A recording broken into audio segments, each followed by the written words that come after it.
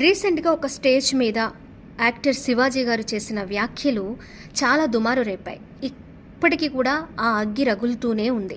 మహిళల వస్త్రధారణకు సంబంధించి ఆయన చేసిన వ్యాఖ్యలు చాలా మందికి నచ్చలేదు. రీసెంట్‌గా అనసూయ గారు కూడా కొంతమంది మీద కంప్లైంట్ ఇవ్వడం, వారికి నోటీసులు అందడం కూడా జరిగింది.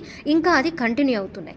కాకపోతే అప్పట్లో శివాజీ గారు చేసిన వ్యాఖ్యలు కావాలనే చేశారు, సినిమా ప్రమోషన్ కోసమే చేశారు అని కొంతమంది మాట్లాడారు. కానీ అది రివర్స్ అయింది. సినిమా ప్రమోషన్స్ కోసమే కాకపోగా ఆయన మాట్లాడిన వ్యాఖ్యలు ఒక మంచి సినిమాని మిస్ అయ్యేలా చేశాయి. ఒక మంచి సినిమా ప్రేక్షకులకు దూరం చేశాయి. ఒక మంచి సినిమా సమాజంలో ఇలాంటి పరిణామాలు ఉన్నాయా అని తెలియజేసే అవకాశాలు లేకుండా చేశాయి. అదే సినిమా దండోరా సినిమా చాలా అద్భుతమైన సినిమా అండి. ఈ సినిమాని థియేటర్లో చూడలేదని నేను చాలా బాధపడుతున్నాను. చాలామంది కూడా ఇప్పటికైనా సరే అమెజాన్ ప్రైమ్లో స్ట్రీమింగ్ అవుతుంది, సినిమా చూడండి.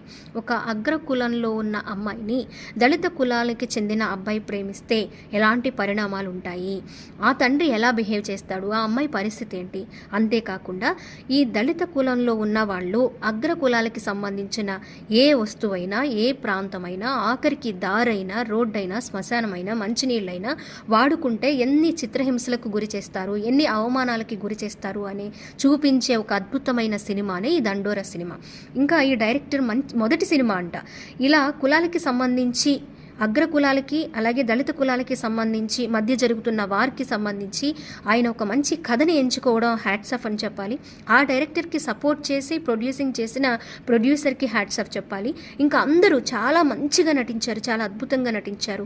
శివాజీ గారు నెక్స్ట్ లెవెల్ ఆయన పర్ఫార్మెన్స్. అసలు ఆయనకు ఒక మంచి క్యారెక్టర్ వస్తే ఏ రకంగా ఆయన జీవిస్తారు అనేది ప్రూవ్ చేశారు. ఇంకా నవదీప్ గారు కావచ్చు, ఇంకా సింధు గారు కావచ్చు, చాలామంది చాలా అద్భుతంగా నటించారు. ఇప్పటికీ కూడా ఈ సినిమా